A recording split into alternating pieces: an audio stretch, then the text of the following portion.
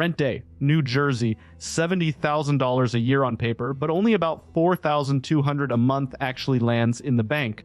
And this person is staring at two doors. One's a $2,100 apartment they loved on the tour. The other is cheaper, rougher, and missing the washer and dryer. The math on this one is trickier than it looks, and the obvious answer might be the wrong one.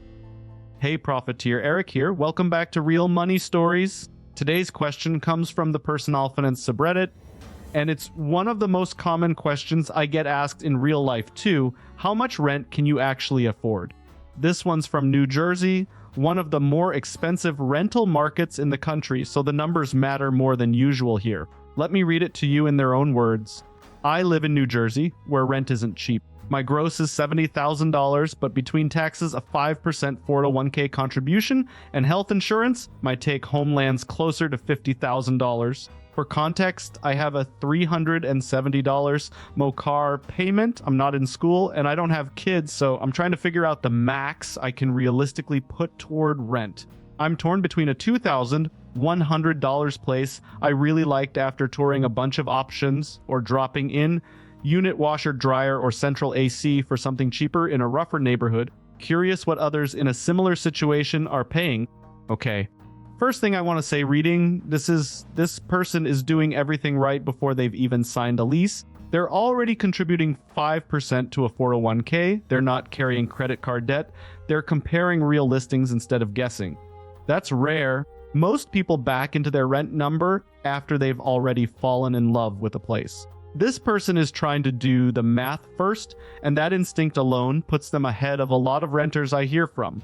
I've been writing about money for over a decade, and the pattern I keep seeing with rent questions like this one is that people fixate on the sticker price of the apartment and forget the sticker price is just the first domino. Rent doesn't just compete with your other expenses, it sets the ceiling on how much room you have left for saving, for handling a surprise car repair, and for simply breathing.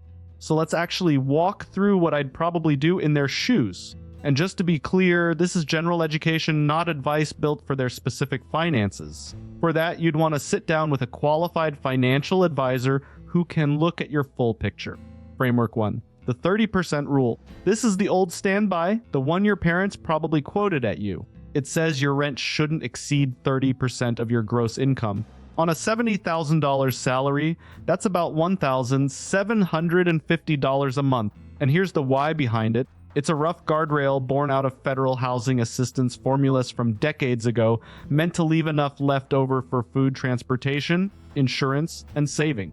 By that rule, the $2,100 apartment is already over the line. It's about 36% of gross, so case closed, right? Take the cheaper place.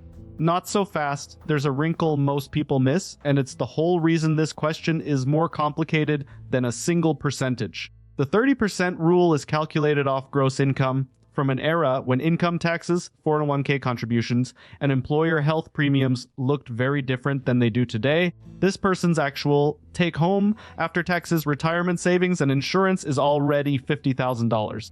On that number, $2,100 a month is just over 50% of take-home pay, which sounds even worse. But it's also missing the other half of the picture. That's where Framework 2 applies. The 2836 rule, which lenders actually use when they qualify you for a mortgage, and it translates surprisingly well to renting. Housing costs capped around 28% of gross income. Total debt payments, including that housing cost, capped around 36% of gross. Here's the mechanism. Lenders aren't just checking if you can afford the roof over your head, they're checking if you can afford the roof A&D your car, payment A&D everything else without getting squeezed. Add this person's $370 car payment to a $1,750 rent, and you're around $2,120 a month, which is right at that 36% ceiling on a $70,000 salary. Add the $2,100 apartment instead, and total obligations climb past 42% of gross. That's a meaningfully tighter squeeze. Framework 3. And this is the one I think actually matters most for THI's specific person. The true cost of cheaper? The rougher apartment without in-unit laundry or central air looks like it saves money on paper. But strip out the washer and dryer, and you're looking at maybe $40 to $60 a month at a laundromat, plus the time cost of hauling clothes across town. Skip central air in a New Jersey summer, and you're either sweating through July and August or buying window units and still eating that electric bill. The gap between $2,100 and, say, $1,650 might really only be $300 to $350 once you price in what the cheaper place is missing. And here's the why that matters. A rougher neighborhood isn't just an aesthetic downgrade, it can mean a longer commute, a higher car insurance premium, or a harder time reselling that peace of mind once you've lived without it for a year. Framework 4, the one I'd actually use to run the numbers. The 50-30-20 budget framework. 50% of take home for needs, 30% for wants, 20% for savings and debt paydown. On $4,200 a month take home, that's about $2,100 for needs, which includes rent, the car payment, groceries, utilities, insurance. Here's the mechanism behind why this one's useful where the 30% rule isn't. It forces you to look at rent as O&E line in a full budget instead of judging it in isolation. If the $2,100 apartment eats needs almost entirely on its own once you add the $370 car payment, that doesn't leave room for the electric bill or groceries inside the needs bucket, which means it's quietly cannibalizing the wants and savings buckets. That's the real test. Not can I afford the rent, but what does the rent force me to give up? My honest rid. And again, this is general and not personalized advice. I'd lean toward the middle ground here, not the extremes. The $2,100 place is workable if this person is disciplined and has genuinely limited other fixed costs, no kids, no big debt beyond the car, and the safety net to prove it. That's the 3 to 6 month emergency fund rule, meaning several months of essential expenses saved before you stretch on housing. If that fund exists, $2,100 is a stretch but not reckless. If it doesn't exist yet, I'd take a hard look at something in the $1,700 to $1,850 range, even if it means losing the in-unit laundry, and build the cushion first. The neighborhood question is real, and I don't want to wave it away. Safety and long-term comfort aren't line items on a spreadsheet, but they do have a dollar value. It's fair to pay a premium for them. Just don't let rougher neighborhood be the only reason to overspend. Look at actual crime data and talk to current tenants before assuming the previous zip code is automatically the safer one. The specific numbers in this post were $70,000 gross, $50,000 take home, and a $2,100 apartment. But the principle underneath it applies no matter what your paycheck looks like. Rent isn't just a number you compare to a rule of thumb, it's the line item that decides how much flexibility you have everywhere else in your life. Whether you're making $40,000 or $140,000, the question is never just, can I afford this rent? It's, what does this rent cost me everywhere else? Just a friendly reminder that this episode is intended for entertainment and education purposes only and should not be considered financial or legal advice. If you found this helpful, share it with someone dealing with the same thing. Until next time, stay profitable.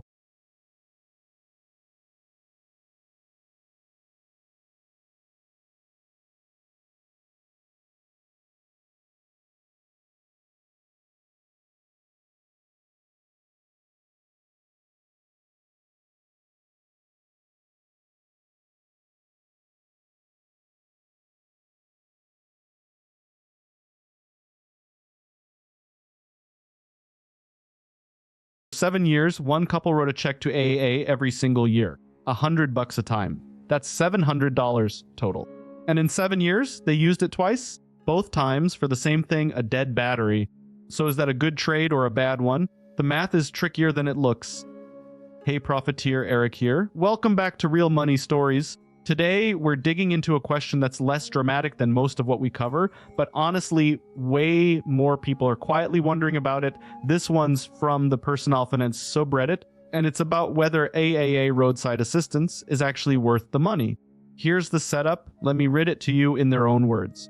My wife and I pay like $100 a year for the past 7 years. Only used twice to replace the battery. Could have taken to an auto shop, but I used II because when else would I use it, lol. but is it worth paying $100 and you barely use it? Also, I think they used to come pump low-pressure tires for free, but it seems like they don't come for just pumping tires. Okay. First thing I want to say reading this is such a relatable question because it's not about crisis. Nobody's drowning in debt here. This is just a normal couple doing normal math on a bill they've paid without really thinking about it for 7 years. And I love that they're asking now because most people never do. They just keep renewing on autopilot. I've been writing about money for over a decade, and the pattern I keep seeing with questions like this is that people evaluate insurance products like they're a subscription. Did I get my money's worth this year? But that's actually the wrong question to ask about any kind of insurance, and it's the first thing worth untangling. So let's walk through what I'd actually think about in their shoes. The first thing is what I'd call the expected value test. Here's how it works. You take the average cost of the thing you're insuring against, and you compare it to what you're paying for coverage. So let's run their numbers. $700 paid in over 7 years, 2 battery calls. A battery replacement at a shop typically runs somewhere between $150 and $250 depending on the car. So worst case, without AAA, they'd have paid somewhere between $400 and $500 for those 2 jobs out of pocket. That's less than the $700 they paid in membership fees. On pure math, over these 7 years, they came out behind. And here's why that matters. That's usually where the math stops for most people. That's the number that makes you want to cancel the card right now. But here's where it gets complicated. Expected value math over 7 quiet years tells you almost nothing about what AA actually insures. Because the real product isn't battery jumps. It's the year your transmission dies on a highway shoulder at 11 at night, 40 miles from home, and a flapped without coverage runs you $250 to $400 depending on distance. It's the blown tire in a spot with no cell signal in an unfamiliar city. Insurance, by design, isn't supposed to pay for itself in the years nothing happens. It's supposed to be there in the 1 year something expensive does. Judging it by the quiet years is like judging a fire extinguisher by how often your kitchen catches fire. That's the second framework I'd bring in here, and I'd call it the tail risk principle. And here's why it works the way it does. Insurance exists for the event that's unlikely but expensive and hard to plan for, not the event that's common and cheap. $100 a year is a small known boring cost. A $300 tow at midnight in the rain is a large, unknown, stressful one. You're not really paying to fix batteries. You're paying to convert an unpredictable bad night into a predictable good one. Now, the practical next step here isn't keep it forever, no questions asked. It's to actually price out the alternative. I'd suggest they call 2 or 3 local tow companies directly and ask what a flatbed tow actually costs in their area and check whether their auto insurance already includes some roadside coverage bundled in, which a lot of policies do for $10 or $15 a year tacked onto the premium. If their car insurer already covers towing and jump starts, AAA might genuinely be redundant. If it doesn't, the math shifts back the other way fast. There's a wrinkle most people miss too, and it's the one buried at the bottom of their own post. AA membership isn't just roadside service. Most tiers bundle in things like hotel and rental car discounts, trip planning, passport photos, and in some markets, identity theft monitoring. I'd call this the bundle check, and it matters because people cancel based on the one feature they remember using without ever tallying up the other 5 they forgot they had. Before deciding, I'd actually log into the account and read the full benefits list. Sometimes the travel discounts alone cover a third of the membership fee if you use them even once a year.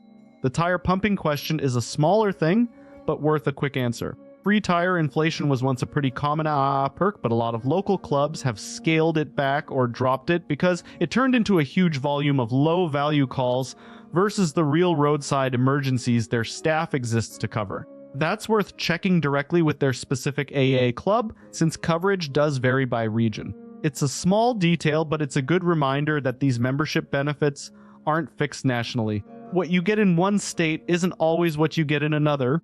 If, after all that, the answer is still we really don't drive much and our insurance already covers towing, there's a fourth option worth naming. Call it self-insuring the risk. Instead of paying AAA, you take that $100 a year and drop it into a separate, boring low-interest savings account earmarked specifically for car emergencies. Over time, that stacks into a real cushion you control, built on the same spirit as the 3 to 6 month emergency fund rule, just scaled down for one category of expense. The trade-off is you're now on the hook for calling and paying a tow company yourself in the moment with no membership number to dial. For some people, that's a fine trade. For others, the convenience of one phone call at 2 a.m. is worth paying for on its own, separate from the raw math entirely. And that's genuinely a personal call, not a math problem with one right answer. I just say, don't decide it off the year you got lucky. Decide it off what a genuinely bad night would cost you, and how much you value never having to think about it twice. Also, quick disclaimer, this is general education, not advice for your specific situation, so if you want to run the real numbers against your own insurance policy, it's worth a quick conversation with a licensed advisor or even just your insurance agent.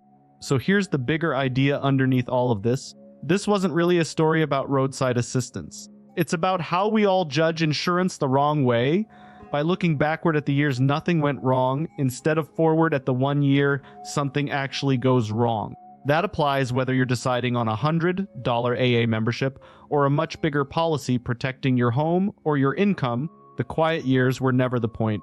If you found this helpful, share it with someone dealing with the same thing.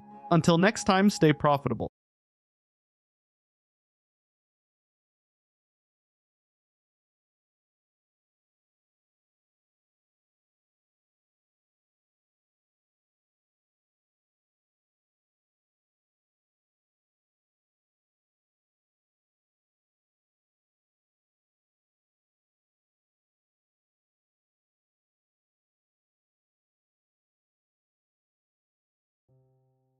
Here's a shocking number 40, 1 year old, a decade of not taking retirement seriously, and still sitting on $140,000 today. Though that's not the shocking part. The shocking part is what this person sees every day at work, and it's not what you'd expect. Hey Profiteer, Eric here. Welcome back to Real Money Stories, and today we're digging into a post from the investing subreddit that isn't a cry for help. It's more of a warning shot. This one comes from someone who's actually doing it right, and they're baffled by how many people around them aren't. Let me read it to you in their own words. 41. At my job, I have a 401k and will hopefully have a pension by the time I retire. I was always having 5% taken out since I've been here, and in the last 2 years upped it to 7%, and now 9% pre-tax, and now 2% Roth. I maxed out my Roth IRA this year for the first time, and I'm sitting at $140,000 in my retirement accounts combined. I didn't take investing or retirement seriously for years, but now am doing what I can so I don't starve to death when I retire.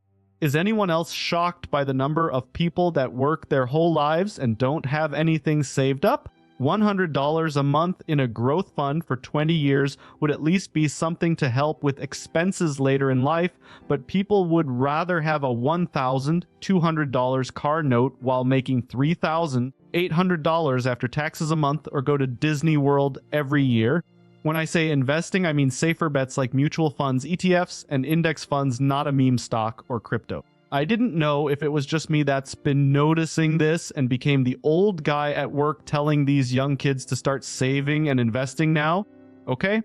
First thing I want to say reading this, I love this guy, genuinely. He's not bragging about the $140,000. He's frustrated, almost worried, watching coworkers make decisions whose ending he can already see long before it dawns on them. That's not judgment, that's pattern recognition, and it comes from a good place. I've been writing about money for over a decade now, and the thing that pattern always comes back to isn't intelligence or income. It's automation versus willpower. The people who save consistently mostly aren't smarter, they just built a system where the decision only gets made once. So let's talk about what's actually going on here, both for the 20, some things this guy is trying to reach, and for anyone watching who recognizes themselves in the $1,200 car note. First framework, pay yourself first. It's an old phrase, but it still holds up. The idea is simple. The moment money hits your account, retirement savings comes out before a single bill gets paid or a single dollar gets spent. The original poster already lives this. He didn't decide on 9% pre-tax plus 2% Roth in one sitting. He built it up 5%, then 7%, then 9%, ratcheting a little higher every couple of years. And here's why that order matters. Willpower is a limited resource. It gets used up by every other decision in your day, but a payroll deduction doesn't ask you anything. It just happens. If you're starting from zero, the next step isn't save more. It's automate something, even something small, this week. Second framework, and this one's straight out of the Post, the power of compound growth, sometimes called the rule of 72. Divide 72 by your expected annual return, and that tells you roughly how many years it takes your money to double. At a historical stock market average, that's somewhere around every 9 to 10 years. The original Poster's own math holds up here. $100 a month into a growth fund for 20 years isn't life-changing on its own, but it compounds into real money specifically because it's given 2 decades of runway. And here's the mechanism people miss: the early years look boring. The growth in year 3 is small. The growth in year 18 is not. Most people quit during the boring years, right before the curve bends upward. Now here's where it gets complicated. Because if you ask most people why they're not investing, they don't say, "I don't understand compound interest." They know, they've heard it. The math isn't the obstacle. The obstacle is that the car note feels good today, and the ETF contribution doesn't feel like anything.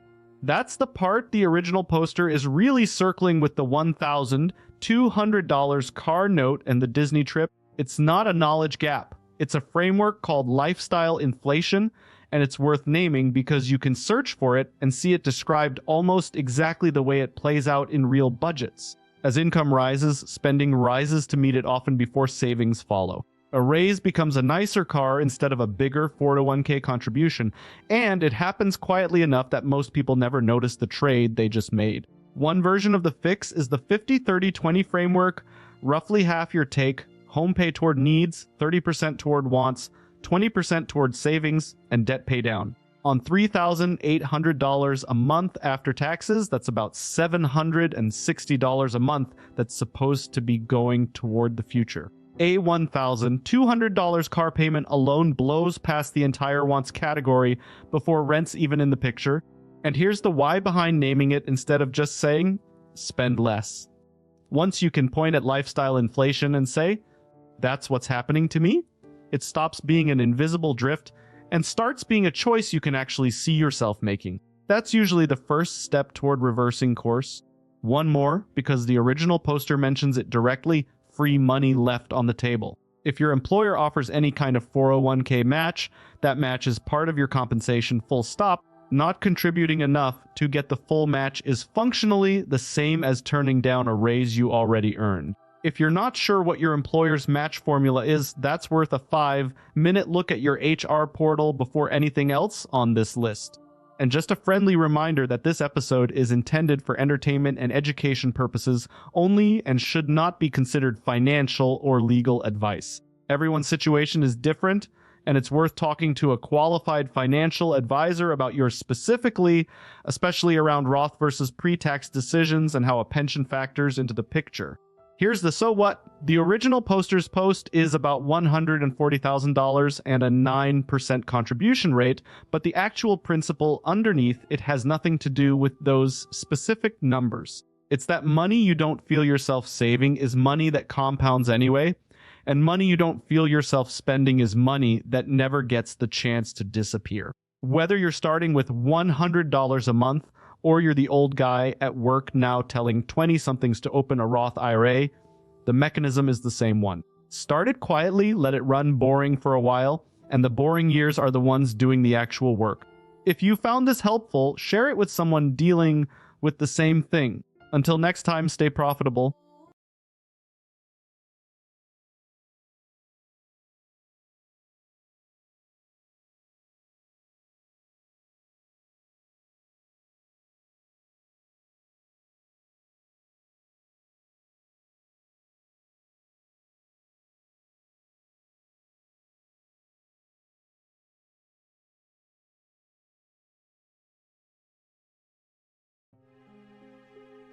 $30,000. That's the number one Reddit user was staring down just to put a washer and dryer inside their own apartment.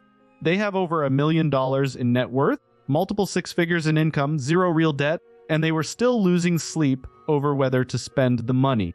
Turns out the hard part isn't the math, the psychology is, and that's exactly where this one gets interesting. Hey Profiteer, Eric here. Welcome back to Real Money Stories. Today we're digging into a post from the Personal Finance subreddit about a 5-figure quality of life purchase and whether I can afford it is actually the same question as should I do it? So some quick framing before we get into their words. This is a person who says money isn't really the constraint, it's the fear of pulling the trigger on a number that feels big. Let me read it to you in their own words. I'm hoping for a sanity check on some home improvements. I live in an older high-rise building in a major HCL city where there's a shared laundry room that is driving me nuts. The machines are broken or in use half the time. I feel like I'm chained to the building for a couple hours whenever I do laundry. I must keep a stupid key card at Severy. Because it's an old building with very particular plumbing criteria, I can get it in unit put in, but it'll be very expensive. Approximately $30,000 all in, including labor, materials, the actual machines permitting etc. This is from a contractor whom I think is trustworthy. I've gotten a lower estimate from another one, but the one with a high estimate actually showed up, took measurements, spoke to the building engineer about requirements, and so forth, so is much more trustworthy. I'm thinking of pulling the trigger on it, but the dollar figure is giving me cold feet. I'm kind of hoping folks here will either reassure me or explain to me why it's nuts. For what it's worth, I have plenty of money and can actually easily afford it. 47, single, no debt except a very cheap mortgage, no kids, gross income upwards of $300,000 annually, net worth north of $1 million, with plenty, actually too much, cash on hand. So this is really just psychological for me. It feels insane and scary, dropping 5 figures on what amounts to a quality of life improvement.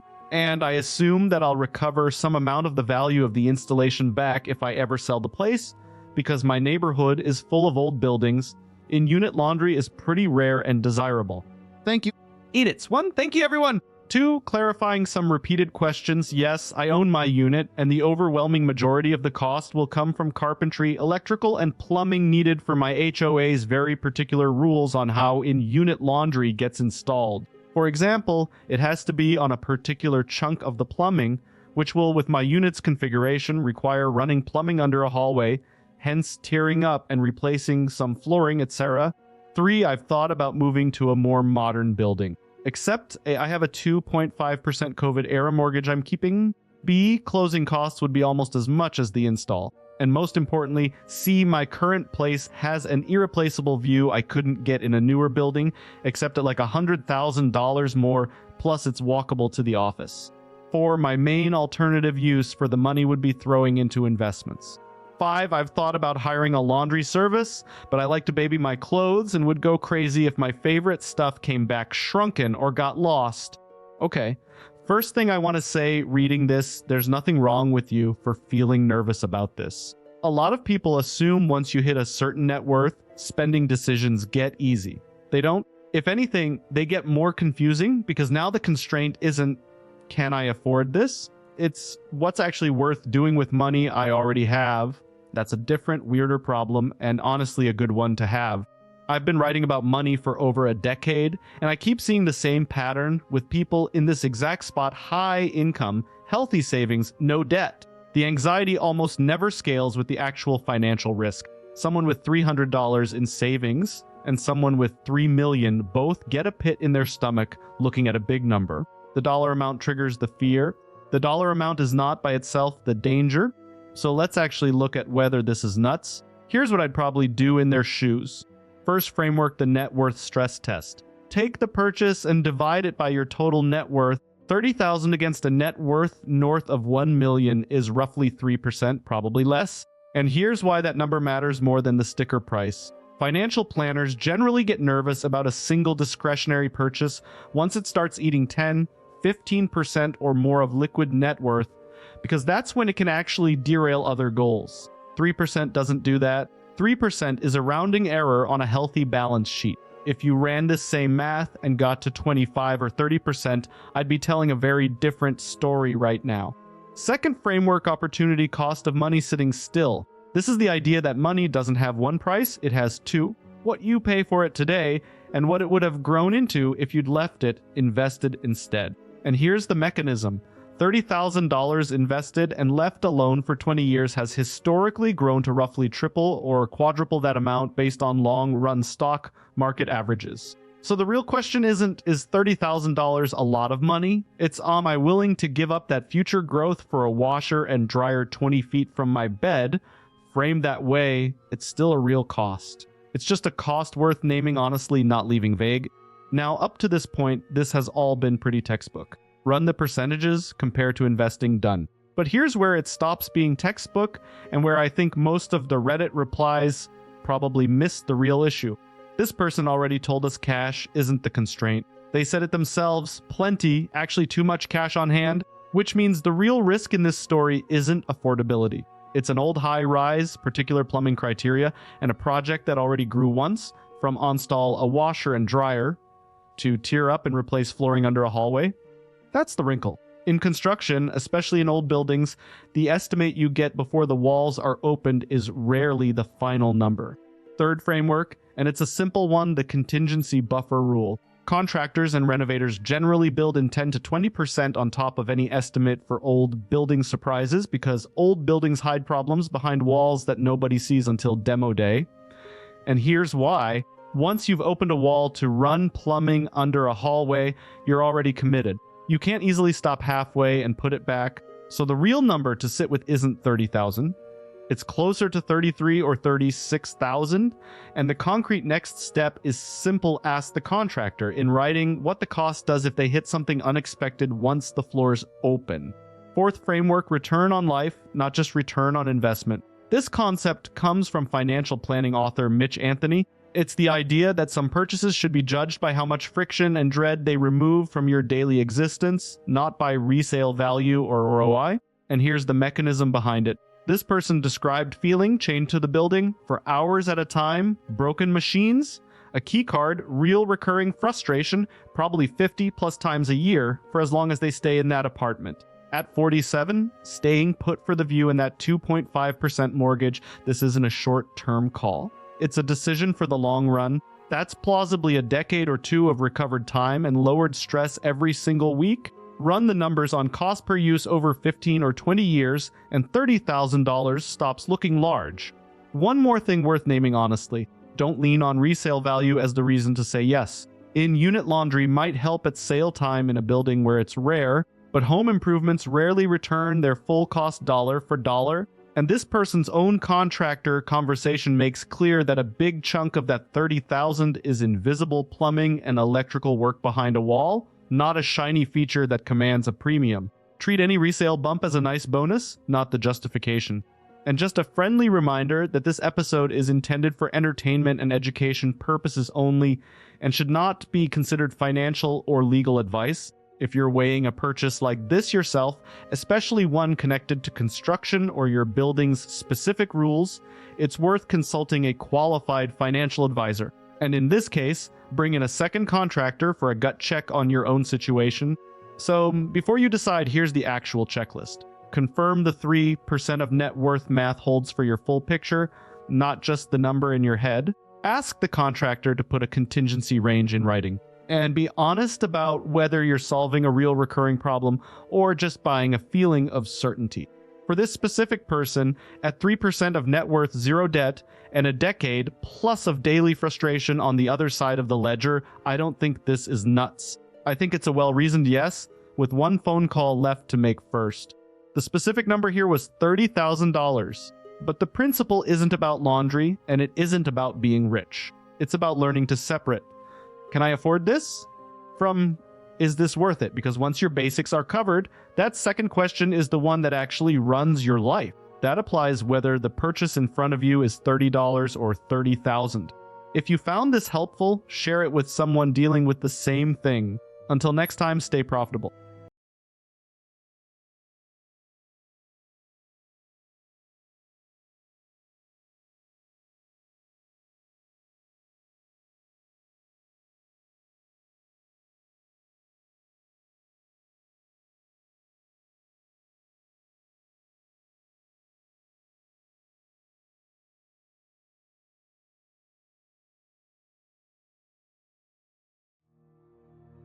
Picture this, you're paying close to $800 a month for a lease in Central Florida. Your aunt's 2 kids each get a bedroom. Your aunt gets the primary suite, and you get the laundry room. But here's the part that changes everything. Her name isn't the only one on that lease. Yours is right there beside hers. Hey Profiteer, Eric here. Welcome back to Real Money Stories. Today's story comes from r/poverty finance, and it's about a young woman paying nearly full rent for the one room in the house nobody else wanted. She's living with her aunt and her aunt's kids, and by her own account, she can't afford to move out on her own. Let me read it to you in their own words. Can I post this here? I'm paying close to $800 a month with my aunt. My name is on the lease. Her 2 kids get the rooms. She gets the master. This is what I get, a laundry room. I can't afford to live alone. Please don't mind the mess. I'm going through stuff to try and free up more room. Eat it, I pay water, trash, and half of rent. I'm in Central Florida. Both of our names are on the lease. Advice welcome. Eat it, thank you everyone for opening my eyes to this situation. For the ones telling me to stand up for myself, you're right. I'm starting to realize just how scared I am, and I'm trying to work up the courage to stand up to her. Again, thank you all for the encouragement, and I'm glad I made this post. Okay, first thing I want to say reading this, a laundry room, not a small bedroom, not a converted office. A laundry room, while she's paying nearly $800 a month with her name legally bound to that lease just as tightly as her aunt's name. That's not really a housing arrangement. That's a power imbalance wearing a housing arrangement as a costume. I've been writing about money for over a decade now, and the pattern I keep seeing in these family living situations is this. The person with the least power in the family dynamic almost always ends up with the worst deal financially. It's not a coincidence. It's about who feels like they're allowed to ask for more, and usually nobody in the situation has stopped and said so out loud. So here's what I'd probably do in her shoes. And I want to be clear up front, this is general education, not advice built for her exact situation. For that, she'd want to talk with a qualified financial advisor and honestly, a local tenants' rights resource. The first thing I'd want her to understand is legal before it's financial. Both names are on that lease. That matters more than it sounds like it should.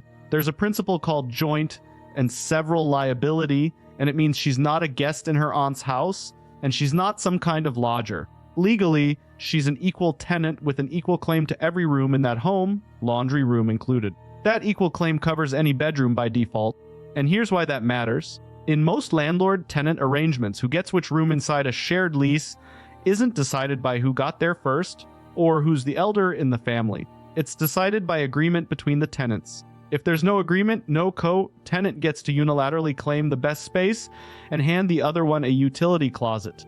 Concrete next step, I'd pull the actual lease and read it for any room assignment clause. There almost certainly isn't one. And that's a fact worth bringing into a conversation calmly, not as an accusation, just as information she now has.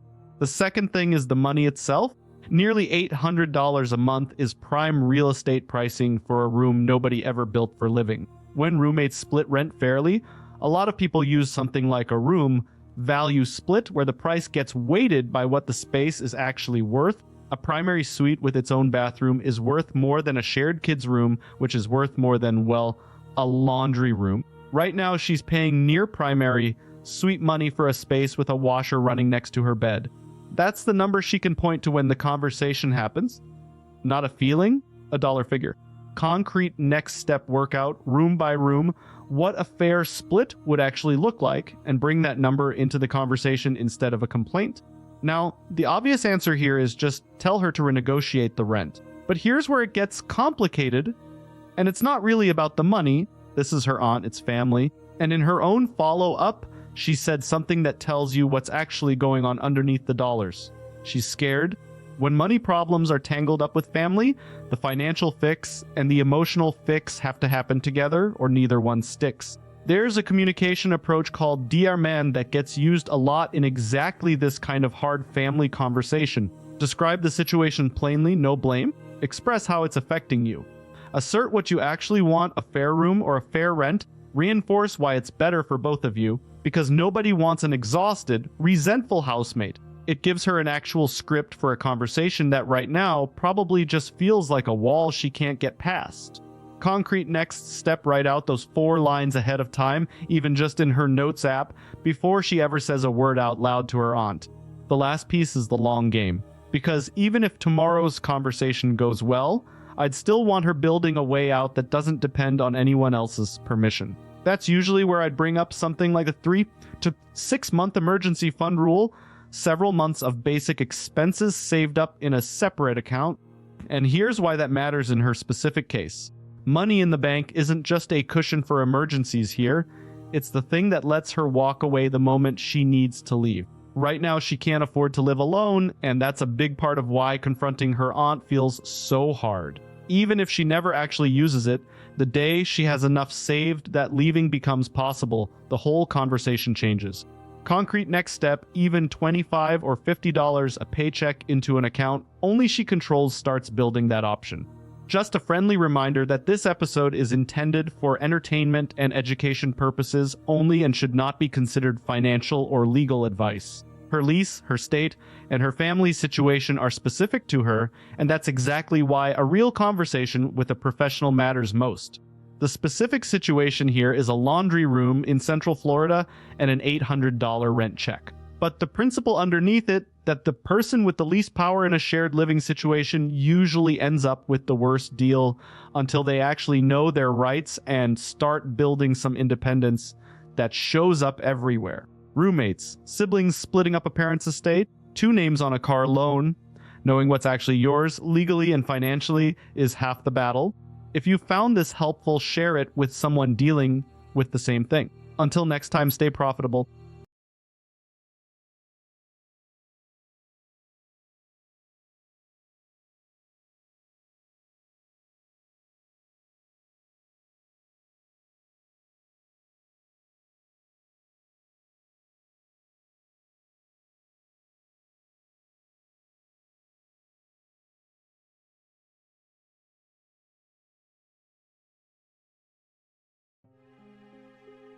$30, 20 sessions. One 10-year-old who wants to actually make something, not just tear open a kit and toss it in a drawer by dinner.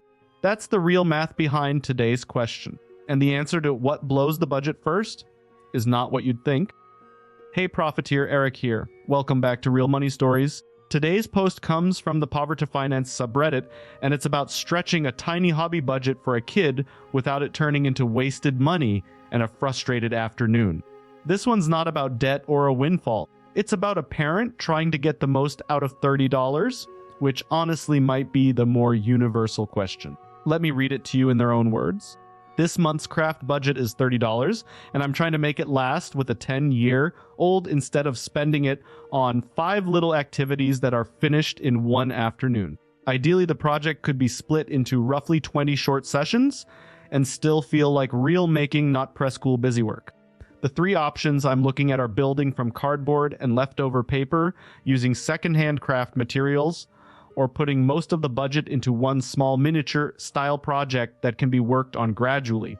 The part I'm unsure about is how much adult help the last option usually needs, especially with cutting, glue, tiny pieces, or anything that needs careful alignment. I'm less interested in the cheapest upfront option than the one that gives the most actual making time. Parents who craft with kids around this age, what usually blows the budget first, materials, tools, or projects that turn out too frustrating to finish? Okay, first thing I want to say reading this is a genuinely smart question, and I don't say that lightly. Most people, kids included, think about a budget in terms of what it buys up front. This parent is thinking about what it buys per hour of engagement. That's a completely different and much more useful way to look at money. I've been writing about money for over a decade, and the pattern I keep seeing, whether it's a grocery budget or a hobby budget, is that people optimize for the price tag instead of the cost per use. This post is that principle in miniature, literally given one of the options on the table.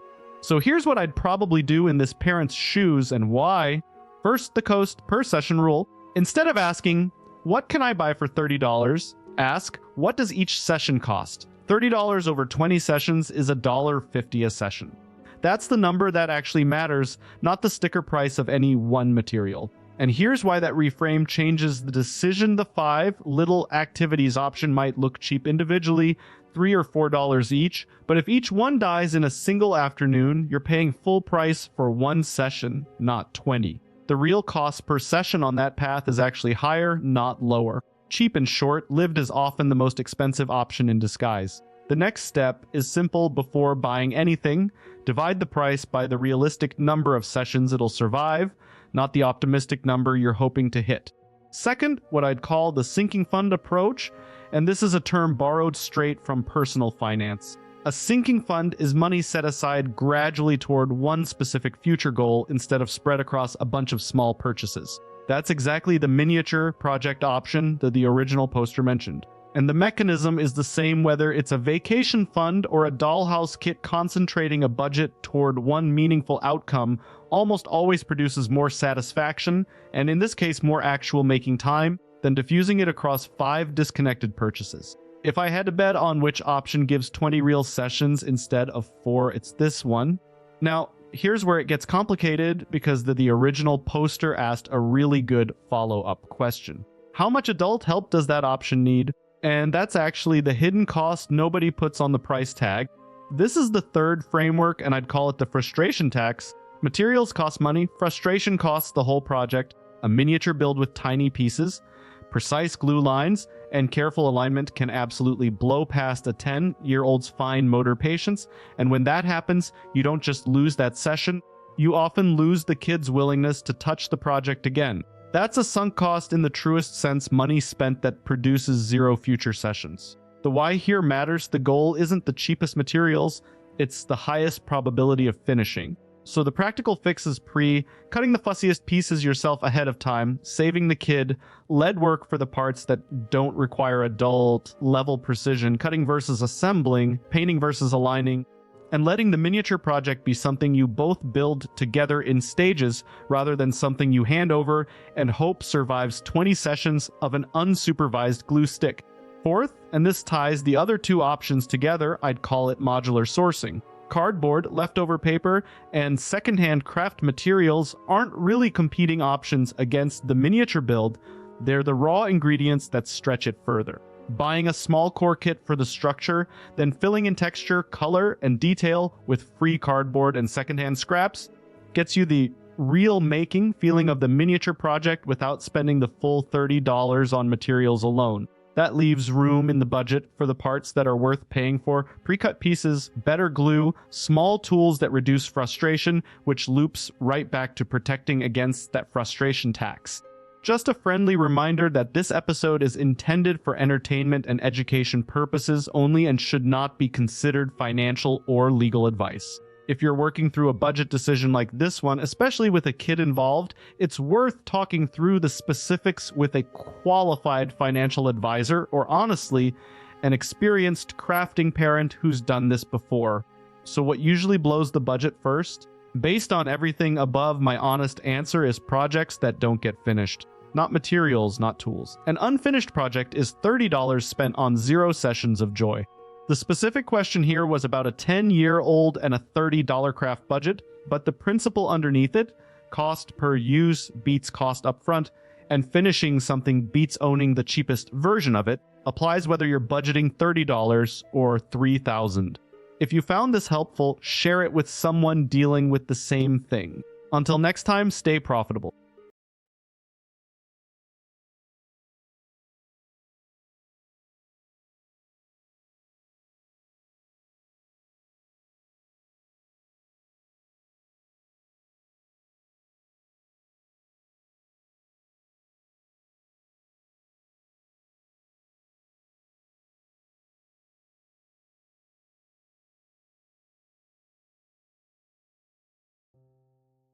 $22 an hour. That sounds solid, right?